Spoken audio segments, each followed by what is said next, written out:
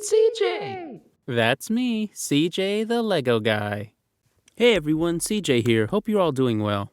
I apologize in advance if I sound off during this video and if the audio quality is different than usual, since I am still feeling quite sick, what with a cold, after my brief little weekend trip, but I still wanted to release the Ahsoka season finale breakdown. So the video will sound kind of funny because of that. But yes, with that aside, let's get right on to the video with Ahsoka Chapter 8, The Jedi, the Witch, and the Warlord, which, as soon as I saw that, I instantly think of the Narnia title for the first book and the first movie, The Lion, the Witch, and the Wardrobe. But it was also funny, too, that while I was watching this with my brother and my dad made the quick connection of the good, the bad, and the ugly, which, when it comes to the narrative of this finale, both references does fit the themes within this episode. I thought that was pretty funny, intentional or not. As the episode starts with a docking procedure of the Imperial Star Destroyer onto the Eye of Sion, Elsbeth does mention to Thrawn that even though the Jedi are on their way, that there's nothing that they can do to stop their plans. But Thrawn reiterates to never underestimate the Jedi's actions, since he's known many a times that Imperial officers constantly underestimated the Jedi during the rebellion. And look exactly what happened to them during the Rebels episodes, especially in season 3 and 4. And of course, Thrawn himself mentions how he underestimated the heroics of Ezra, and look where it got him. So he stands firmly and reiterates that he'll never underestimate the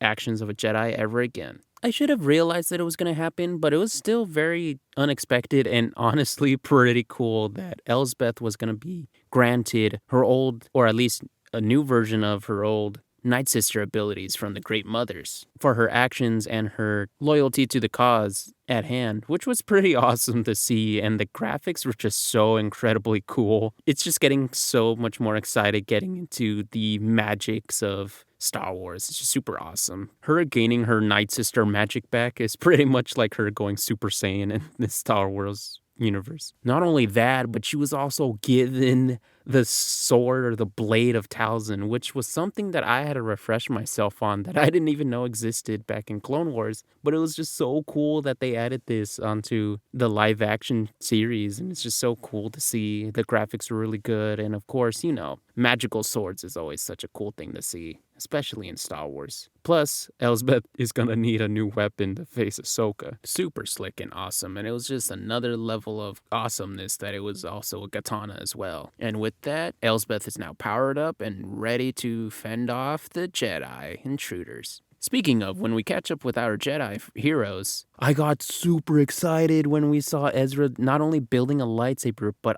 based on this little hilt stand thing that he's using to hold up his lightsaber as he builds the hilt, I thought he was building his OG lightsaber, the blaster lightsaber hybrid. I got super excited about that, but unfortunately no, it's a standard lightsaber, but it's still pretty cool though. Just to see Ezra finally tinkering and crafting his third lightsaber hilt. That's pretty cool. I was about to say second, but then I realized no, this would be his third. And honestly, his best lightsaber in my opinion. It was pretty funny seeing the chemistry behind Ezra and Huyang as they converse about the difference in Jedi training and the lightsaber building. And it was also especially wholesome when Huyang briefly discusses about his connection with Kanan Jarrus in front of Ezra and Sabine. And of course, it added to the emotional depth since Kanan was Ezra's master and Sabine's friend / mentor. And it was extremely heartfelt when Huyang mentioned that he had a copy of Kanan's emitter, which Ezra was looking forward to adding onto his lightsaber hilt. And that's such a beautiful moment of a student adding on to their master's legacy within their own pieces of art or actions, and in this case, Ezra's new lightsaber. I thought that was just a great moment and a well-written part during this scene, and a very full circle moment for me, with Ezra coming back and honoring Kanan Jarrus' legacy along with his own. And not gonna lie, Huyang mentioning that he has a copy of the emitter piece makes me wonder whether or not he has the potential to make copies of every single Jedi's lightsaber hilt. Like, can you imagine if you ask him, oh, can I have this Jedi Master's hilt? And he's like, sure, I have all the pieces right here. That'd be so insane. Thank goodness Grievous isn't around. Otherwise, Huyang would be his top priority in order to collect his full collection of lightsaber hilts. That'll be a fun little... But anyways, as Ezra is completing his lightsaber hilt, it looks so good. I can't wait to potentially get a replica of this, whether it be like the cheap plasticky ones, or it would be nice if they add this to the collection of buildable lightsaber hilts in the lightsaber workshop at Galaxy's Edge. Just saying, Disney. Easy way to make money in a good way. Super duper awesome that it was blue as well, since Ezra does want to add on to the legacy that I just mentioned in honor of his master. But with the whole talk about the master and apprentice dynamic, Sabine naturally left the conversation. And when Ezra asks about what happened between them, Hu Yang explains that the reason why Ahsoka was very hesitant on continuing the training with Sabine was because of Sabine's dark emotions and grief that could potentially fuel her force powers to turn into rage and anger. What with the death of her family at the hands of the Mandalorian Purge, amongst other reasons. But that's just crazy to think that had Sabine continued her force training and she tapped into and was able to control the force, would she potentially use aspects of the dark side? Or maybe it would be more like Rey in The Force Awakens, where her force abilities and innate Jedi instincts came about from dark side influences like fear and anger. That is an interesting thing to ask and question about. But regardless, we know that Sabine didn't go down that path, and she has a more righteous path ahead of her. Also, before we move on, question for all of you. Where did Ezra get the blue kyber crystal? Did Kanan give Ezra his lightsaber before his death back in Rebels? Or does Ezra have a new crystal from meditation that he might have done while on this other planet? Or did Hu Yang just happen to have extra kyber crystals? Let me know down in the comment section below what the real answer is, or what you all think the answer is. When we cut back to Ahsoka and Sabine, they finally addressed the topic that everyone has wanted to have had happen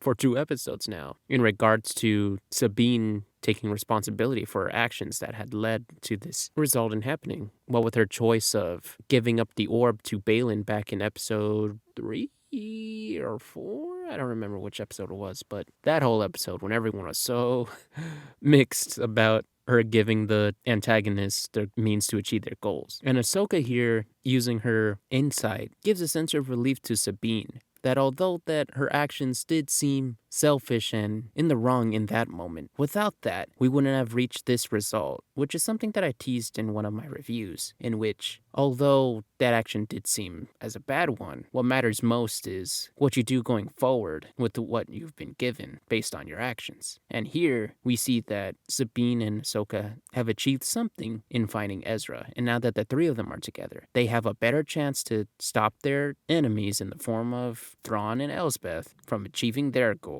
before it's too late. It was extremely great that Ahsoka added that extra level of relief to Sabine's plight by Ahsoka explaining that she has immense support for Sabine and her actions, as she continues to connect her to herself, since Ahsoka then begins to explain how Anakin was always there to support her. And not only that, but she had always known that he would be the only person that supported her through everything. What with her beginnings as a youngling, all the way to Ahsoka being put on trial, and then during their last moments before the siege of Mandalore, which just adds to the level of emotion in the scene and reiterates how great the connection was between Ahsoka and Anakin, which was just such a beautiful piece of writing when it came to their independent stories, and adds on to the story of Ahsoka and Sabine and makes their connection even stronger. It was also really great that Ahsoka reiterates to Sabine that not only does she have the trust of Ahsoka, but that Sabine also needs to trust herself as she continues to train, not only to become someone who can wield a lightsaber, but to become someone who can be even more, as that's what being a Jedi is truly about. And when Ahsoka says the line, "Trust in the Force," oh, that gave me so chills. Essentially, to become one with yourself is the path to make one ever stronger. The little action scene between the TIE fighters and the Jedi cruiser was pretty cool. I mean, yeah, it did kind of suck that they were just hovering over there like a sitting duck. And of course, the TIE fighters did a lot of damage on the Jedi cruiser. But it was also pretty funny that Sabine used the Jedi cruiser's giant, massive wings to cut off the TIE fighters and cause them to crash. But then with that and the damage that they took from the TIE fighters blasts, the Jedi cruiser is now downed, and our heroes is left disadvantaged without their ship, which Thrawn deems as acceptable outcome since regardless of how many troopers that he would lose, as long as the heroes is disadvantaged as they are now, he considers that as an absolute win, or at least the first step to achieving victory in this multi-part duel with our hero, since his next phase of the plan is to send squads of night troopers to defend the Citadel tower, the base that they're at. But before our heroes can reach the base of the evil lair or whatever we're at, Ahsoka, Sabine, and Ezra ride off on the rat dogs on their way to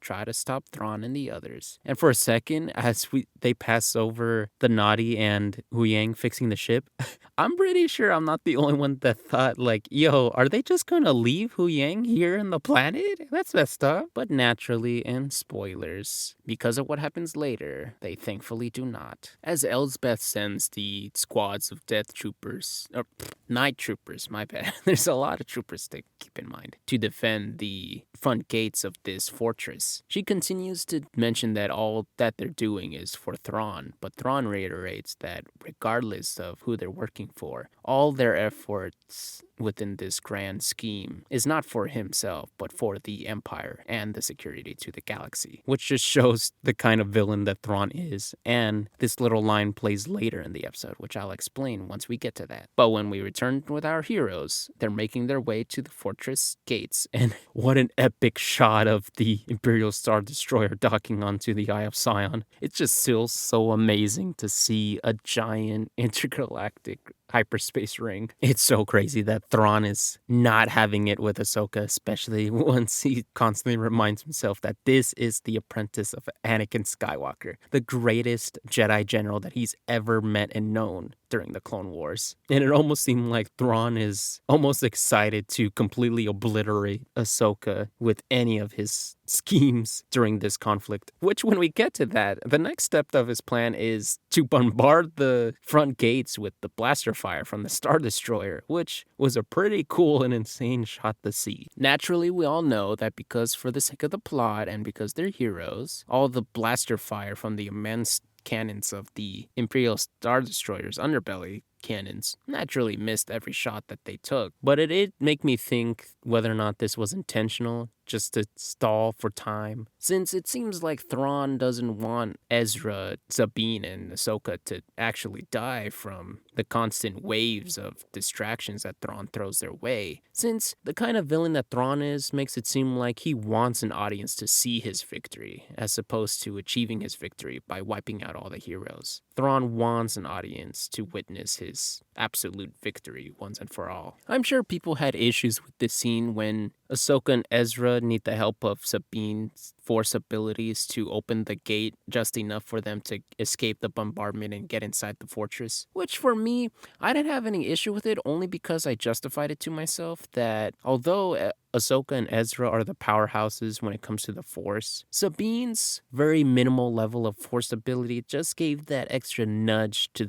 assist them when opening the gates. And I feel like Ahsoka was doing that just so that Sabine not only felt included during the Force ability session, but also to give her a well-needed practice and opportunity to tap into her innate Force abilities. Granted, it would be on a very minimal level of Force power. And in other words, it's practically like if two people were moving a couch and you have the third person there to assist as well, to keep a sense of balance between the two people that are doing the heavy lifting, and the third person is there to give that extra support and strength to the task at hand. Since Sabine is still a crucial part in the trio that is these three heroes, now Jedi. And once inside, when all the night troopers started to make their move on the Jedi, it was so cool to see these three not only with their lightsabers out and battling them, but it was just so cool to see the colors of their lightsabers, blue, green, and white.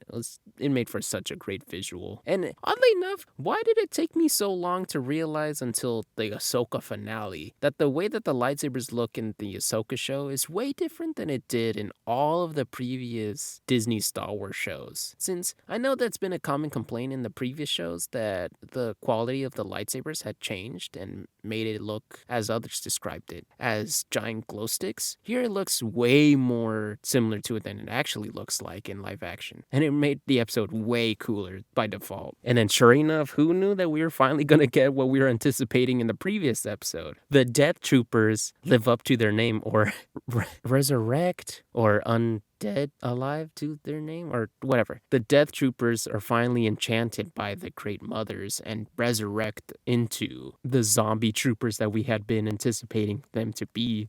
And the visuals are so cool and the effects are really, really done well. Yes, we have zombies now. Suck it, Jedi. It was pretty tense for me, at least, when all the oh my god, I keep saying Death Troopers. When all the Night Troopers keep making their way towards the Jedi and they keep backing up through the staircases, trying to defend off the wave after wave and sealing the doors and stuff. Which, a fair case that a lot of people have made it, which is why when they have lightsabers, can't they just mow down these Night Troopers? And for me, I've thought that, yeah, they sure could, but I feel like they either wanted to conserve their energy for the next fights that they would encounter, or they didn't want to get ganged up and actually get shot by the other troopers. But I don't know. It is a weird thing, and I don't know how to feel about that, which, just to reiterate, it is a valid point to say that that was a flaw, that they could have just mowed down the Night Troopers with their lightsabers, but it still felt like this was appropriate for them to just back off and conserve all their energy while trying to deal with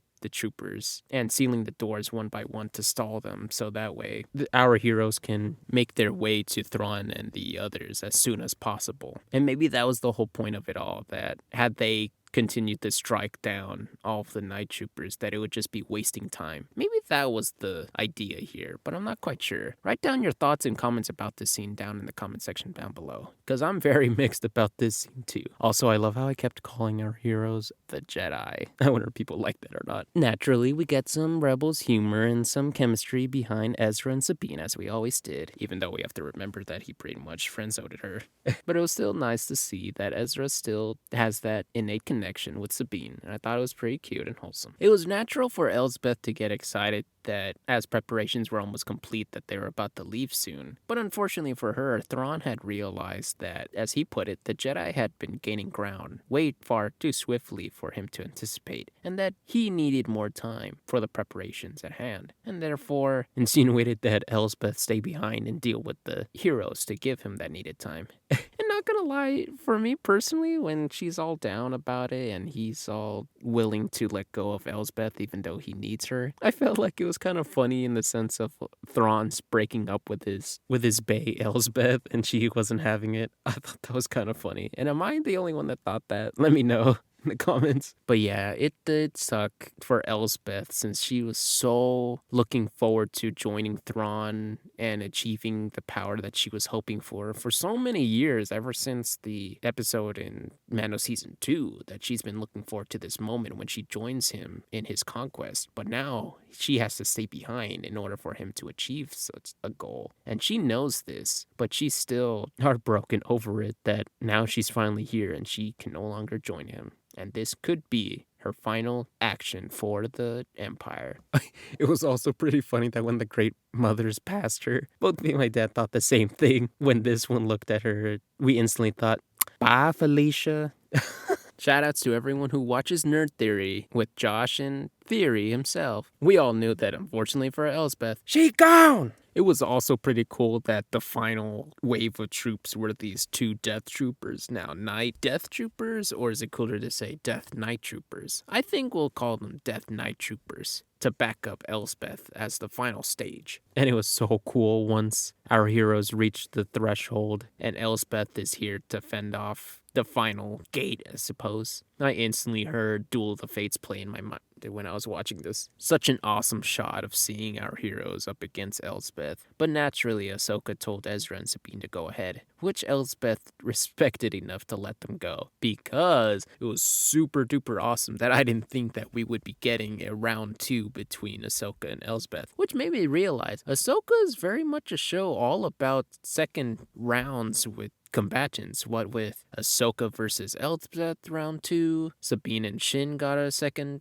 fight, Ahsoka and Balin, and then of course Ahsoka and Anakin in some sense. It was honestly really cool. And it just added to the coolness factor when it came to each fight, as both combatants of each fight grew stronger in a sense when they fought each other the second time. And naturally that meant that this fight was going to be super awesome. And it definitely was, in my opinion. Just from the get-go, when we see Ahsoka and Elspeth take their stances and the offset, well, with Ahsoka's white clothing in comparison to Elspeth's more darker clothing, the white lightsabers against the green flamed sword, it was just so awesome. It was pretty cool to see that Elspeth's fighting stance was very much like I believe my dad said that it was a Chinese fighting form, which would be very cool and adds another cool layer to Elspeth's fighting style. And not gonna lie, the choreography for this fight was very, very great. And I feel like it was one of the better choreographed fights within this whole Ahsoka season. And it was super duper awesome. The staging, the choreography, of course, and just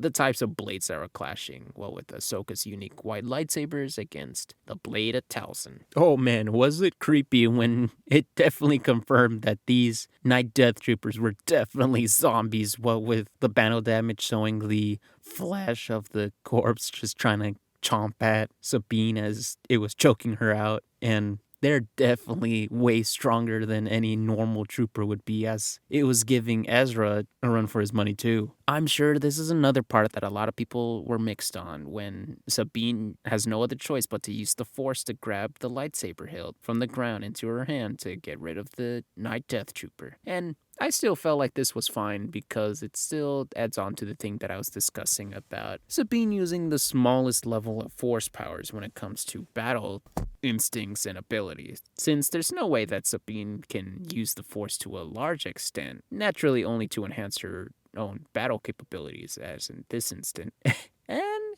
in desperation too, because she was getting choked out. While I was grabbing the screenshots, I happened across this image, which I didn't catch while I was watching the first time. I was like, wow, what a great visual with the green lightsaber piercing through the helmet, but not only that, but it illuminated the inside of the green helmet through the lenses, which I had forgotten that the lenses were green. So does that mean that it's the green from the lens, the light, or the magic? But either or, it made for such a cool, crazy shot. Since we rarely get stuff like this in Disney Star Wars. Here's the part where I'm sure a lot of people did not like. And I myself was pretty mixed on it, seeing as though it is pretty crazy to believe that Sabine, with her minimal Force abilities, just all of a sudden just power hiked, what with barely able to open the door as to achieving the basics of pulling an object towards her, but now using her Force to carry Ezra through the gap between the stage and the Star Destroyer. That was pretty much a stretch, but I still feel like it was okay. Because again, it still gave into the desperation, her newfound trust and faith in herself, well, with the pep talk from Ahsoka and her blessing, in a sense, of her innate new Force abilities. And narratively, it makes sense that it wasn't the other way around, as it would have made more sense for Ezra to push Sabine into the Star Destroyer, and it would have made for that sense of cliche sacrifice that the person that a character tried to save still sacrifices themselves in order to keep the other person from going and all that stuff. But I still felt like this scene was fine enough, whether or not it caused a stir for Star Wars fans or not. Let me know how you felt about this scene in the comments. What I didn't anticipate here was Sabine being put in a crossroads of sense. Whether or not she joined Ezra into achieving their goal to stop Thrawn, which is what she wants to do and bring Ezra back to the known galaxy, or she achieves her potential and continues on to honor the legacy of her master and maintain the strong connection between master and apprentice, as Sabine clearly sees that Ahsoka could use some backup. Whether she would need it or not, this was a choice for Sabine to make, both with its own pros and cons. And as I saw Elspeth facing off against Ahsoka with the hordes of night troopers blasting at Ahsoka, I instantly thought of two things. One was, come on Ahsoka, you can do this. This is just like the Order 66 training montage. And that's totally unfair. It's like, come on Elspeth, take on Ahsoka one-on-one like you've been doing. I was too concentrated onto the fight to realize that this had happened, and when it did happen and I finally realized, I was like, oh, no! One of the lightsaber hilts is destroyed! No! Not the coolest and one of the most unique lightsaber hilts of all time. And as soon as I saw this, I got an intrusive thought saying, all right, Elspeth, it's time to go. You mess with the lightsabers, it's time for you to get on out of here. It seemed like during the fight, Elspeth was getting the upper hand with her cool moves and stuff and managed to get Ahsoka onto the ground. And it was kind of cool that the night troopers finally stopped firing, as they seemed to, in my own headcanon at least, respect the fight enough to allow Elspeth to deal the final blow on Ahsoka. But before she can do that, Sabine has made her decision and stayed behind to back up Ahsoka and deal with the night troopers. The night death troopers. The undead night troopers. Which should have been anticipated when Sabine had that hesitation. But honestly, it was good that she managed to stay behind and support Ahsoka, as she would need all the help that she can get as Ahsoka can conclude her match with Elspeth. It was super duper awesome to see Sabine take on the troopers, but not only that, when we reached the conclusion of the rematch between Ahsoka and Elspeth, just to see Ahsoka use a bit of aggression to get the upper hand. It was so cool, the clash between the blades, and at this very moment, you can tell Ahsoka was about to win it all. Sure enough, when Ahsoka got the upper hand and took a swift kick to Elspeth and grabbed hold of the blade of Telzin, bam! Double strike to Elspeth's torso. And it was super awesome that we can clearly see that the blade of Talzin leaves behind this green magical effect. And R.I.P. Ripperoni Pizza for one for Elspeth.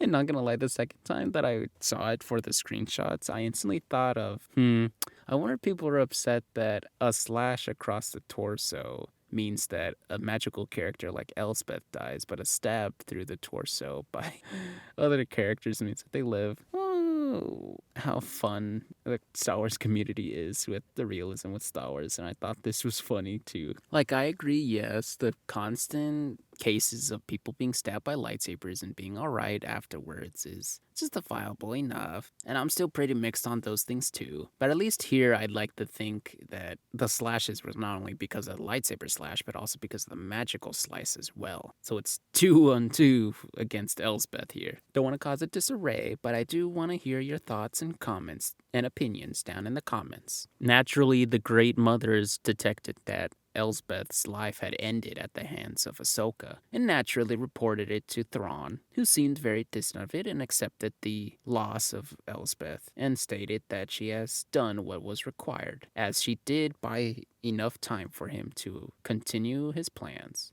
And of course my headcanon was like, oh, Thrawn said his bae had to die for him to achieve his goal. It was understandable that Ezra seemed kind of bummed that not only had Sabine and Ahsoka risked everything to give him a chance to leave this place and go back to the known galaxy, but now he has to see them stranded here as well for some time until he can figure out a way to bring them back as they did for him. But in the moment, he knows that he has a task at hand as well. And naturally, with his form of comedy, naturally he would take a trooper's armor set and use that as a disguise for him to get away swiftly, as he does later in the episode. Naturally, someone like Thrawn would cut ties with everything that came before him that he wouldn't need anymore, such as the fortress, which you could definitely tell that the Great Mothers did not appreciate him just blasting it with the rear cannons of the Imperial Star Destroyer, completely destroying their own legacy. And it was a pretty cool shot of seeing the green blaster bolts just hit the fortress as the undead night troopers were firing at Sabine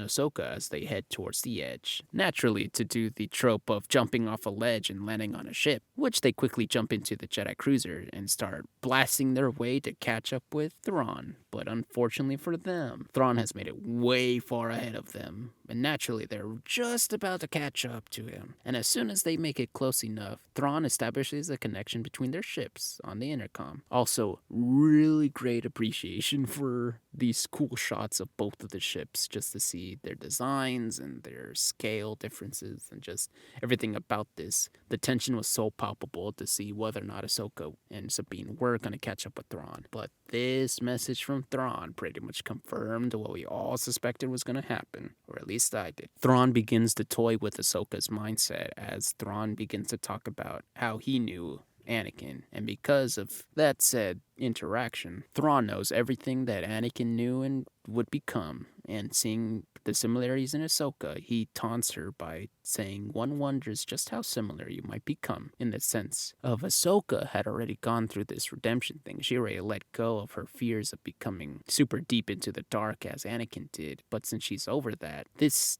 little taunt from Thrawn still hits her in a way that she becomes thrown slightly out of balance because of the taunt, which I thought was a really great little aspect of the writing when it came to the interaction between Thrawn and Ahsoka, as that would be a tactic that Thrawn would do in order to get Ahsoka off balance, just even for a slight moment, which is another victory in his eyes, especially when it continues on to taunt her by saying, "This is where a Ronin such as you belongs," essentially saying someone as isolated as you are should remain here in an isolated place to be left and forgotten, and to hold the biggest L in this conflict, as Thrawn is ready to jump into intergalactic hyperspace and has finally achieved this goal, and sure enough leaves Ahsoka and Sabine stranded on this planet in the unknown galaxy, which means that although they had some level of victory, our heroes did in fact lose in this season finale, which is something that I had felt was gonna happen, that although they did win in some aspect, they would still lose, but this was still unexpected, nevertheless. And then when we catch this moment of silence between all three of our heroes as they both react differently, but all solemnly, it was pretty great scene to watch, as bad as the situation was. Naturally, moving past their negative emotions from what just happened, they continue to make peace, and Ahsoka, Huyang, and Sabine return to the Naughty, as they still feel like they have a innate task to seek out, as they take the time to spend with the Naughty to regroup both their thoughts and their mindsets for what happens next. And as the finale starts to come to its end, and all the swelling music begins to start, making the episode very, very interesting as it starts to set up the teases for next time. Our first intriguing detail is the Morai that appears after Ahsoka and Sabine have their little talk after their loss, which begs the question whether or not Sabine and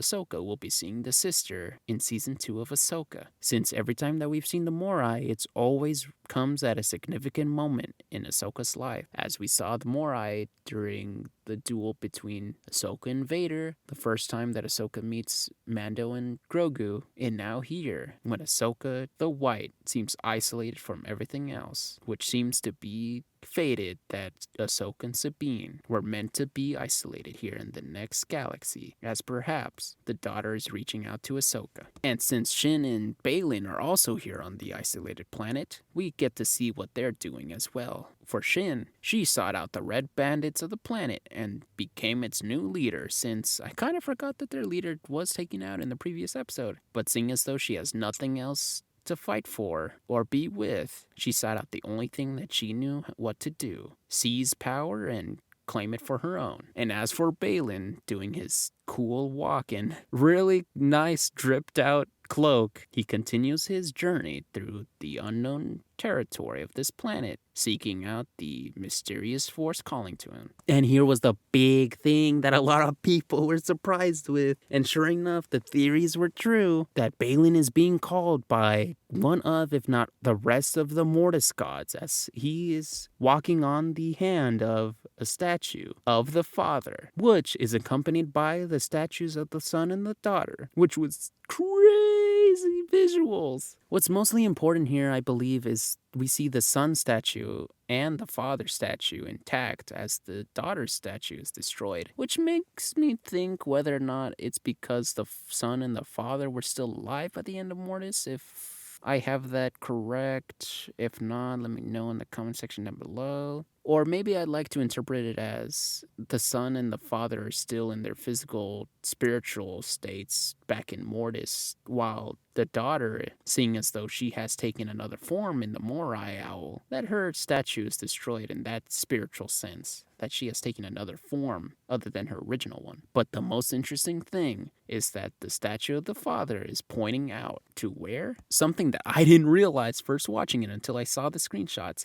that the statue is pointing out to a mountain not only way far out there, but also that there's a red light coming out from the center. And it almost looks like a mountain, but it also looks like a pyramid as well, which gave me the thoughts of Malachor and those kinds of pyramids as well. Which begs the question, what is this thing that's calling to Balin? Is it the sun? Or is it, as the theories have been hyping up, that this is actually Abeloth that's calling out to Balin? Now, wouldn't that be super wild if they bring Abeloth from Legends into canon, because she is the mother of the Mortis gods and the potential destroyer of all reality, which is going to be so insane to see what Balin's journey takes him to. Alas, this is the final time that we see Ray Stevenson as Balin, and throughout the whole Ahsoka series, he's pretty much taken the role of the greatest character of this series. And it was just so amazing to see his performance and the character, the depth behind it, and all of his lines, his iconic ones especially. It was all so great and amazing. And we all love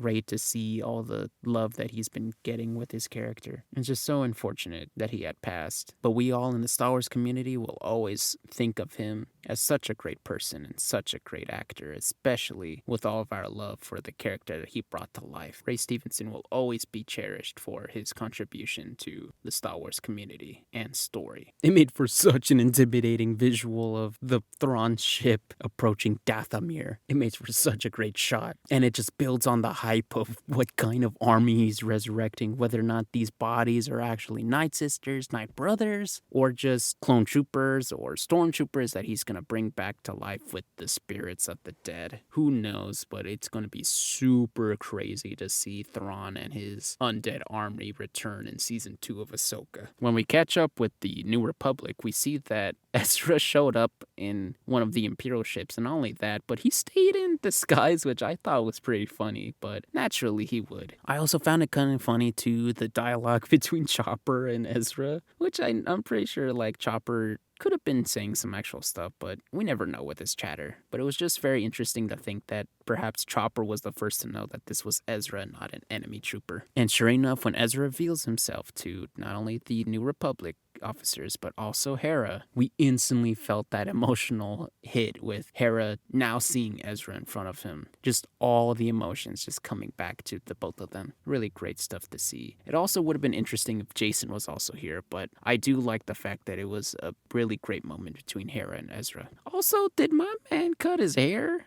Or did he groom his hair? I can't tell whether or not he actually did, if he actually cut his hair or not, but it looks good. It looks good short, and it pretty much fits for Ezra. It was just great to see Ezra reunite with Hera once again. As Sabine is still feeling pretty bummy about what happened, Ahsoka reiterates that what they did was for the good of all, and that even though it seemed like Thrawn is getting what he needs, the good thing is that they managed to achieve their goal of getting Ezra back home, and Ahsoka knows that there's a purpose for them being stranded here as well, since she states Ezra is where he needs to be, and so are we. And it was especially moving that with Ahsoka's lesson with Anakin, and of course Ahsoka being Ahsoka the White now and understands this phrase, she reiterates to Sabine to let go of everything that's holding them back from all the things that they wanted to do and all the negative things that's holding them back, that it's time to move on and let go of all that and move forward to continue doing good for the world. It was pretty interesting to see that, what with Sabine's level of force abilities, that she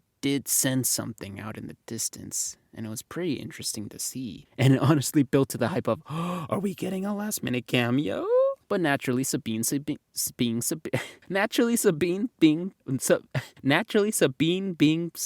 say that a bunch of times in a row. Naturally Sabine being Sabine, she just brushed it off as something that she didn't think actually happened, or not being an actual thing, as just shadows in the starlight. But sure enough, it was great to see that when Ahsoka looked out, she kind of felt that there was something mystical nearby, as it would be a presence of some kind. She didn't know exactly what, but she knew that someone was out there looking out for them too. And that was very great as the music continues to build on it. As we see the return of the king once again, the chosen one, Anakin Skywalker, as a Force Ghost, which begs the interesting question. So with this Force Ghost being able to reach out into this unknown region and reaching out to Ahsoka, is he going to continue training Ahsoka in these spiritual aspects of the Force? Is he going to contact Sabine to also train her in some sense? Or is it just Anakin just being here momentarily just to see how proud he is of Ahsoka achieving and continuing his legacy? But not only that, that she actually learned what the lesson was and is not only following it, but also trying to teach it to Sabine as well. And that's the most proud thing that a person can ever see. That not only is their legacy being carried on by the next generation, but also being passed on as teachings to others. And it's just super amazing to see Hayden Christensen as always. And hopefully we can continue to see him back as Anakin Skywalker, the chosen one of Star Wars. But with that, that wraps up Ahsoka Season 1. And the music was so beautiful. The new rendition for the final episode was just so amazing. It just constantly plays in my head. I would just love to listen to it for hours on end. But yes, with that, Ahsoka comes to an end. And what a interesting season it was. I mean, this was pretty much like Rebel Season 5, and I can't wait to see Ahsoka Season 2 / Rebel Season 6, as I'm sure a lot of you would. And yes, although Ahsoka would never be able to save Star Wars, unfortunately, it still had its great merits. Flawed, but Ahsoka was very good and great all throughout. And I know that Star Wars is still a very mixed thing for so many people, as there's 4 types of people. Well, the people that will just love it to love it, hate it to hate it, will find it good, filled with flaws, or people that would find it very flawed with hardly anything good about it. I'm one of those that likes to see it as a whole, that it was very, very much a flawed masterpiece. But regardless whether you agree with me or not, I would love to hear your opinions, thoughts, and concerns on not only Ahsoka itself, but also Star Wars as a whole, especially as we continued forward, as we now have to wait for the next announcements for Star Wars. Well, with the supposed, now confirmed, I suppose, next season of Ahsoka, the Filoni movie, which is probably the Mandoverse, and this potentially interesting idea that the whole Mandoverse and Ahsoka storylines are going to mesh together in a movie. I'm still very confused on that, but it would be interesting to see the Filoni movie as the Star Wars version of Infinity War when it comes to all of these storylines meshing together as we approach the final conflict within the time period between the original trilogy and the sequel trilogy. But with that, this video comes to an end. And although I'm sad there's no more Ahsoka for a certain amount of time, it was still very enjoyable to do all these videos for you. But with that, if you have any comments or theories, write them down in the comment section down below, for I'd love to hear all about it, and I'd love to hear all your opinions too. And hey, if you liked the video, consider dropping a like, and if you're new to the channel, consider subscribing and checking out some of my other content here too, for your support is always very much appreciated. But with that, I hope you all continue to have a great day, and I'll catch you next time, especially for the next series or movie or thing that I plan to cover next on the channel. But with that, I'm CJ, and I'll catch you next time. Bye-bye for now, and may the Force be with you too. See ya.